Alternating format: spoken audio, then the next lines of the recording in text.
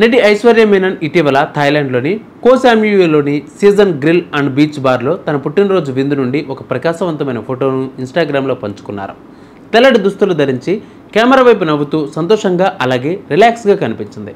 వెచ్చని లైట్లతో అందంగా వెలిగిపోయింది. ఇక మాయా సాయంత్రం వైబును సృష్టించింది. ఆమె ఫోటోకు సీజన్ నా పుట్టినరోజు నాడు వెలిగిపోతున్న ఉదయం అని క్యాప్షన్ ఇచ్చింది. ఇక బర్త్డే డిన్నర్ డన్ రైట్ అలాగే లైఫ్ ఈజ్ బ్యూటిఫుల్ వంటి హ్యాష్ ట్యాగులతో పాటు ఆమె క్యాప్షన్ ఆమె తన పుట్టినరోజు వేడుకను ఎంతగా ఆస్వాదించిందో చూపించింది. ఐశ్వర్య మేనన్ తమిళం, తెలుగు అలాగే మలయాళ చిత్రాలలో తన నటనను ప్రసిద్ధి చెందింది.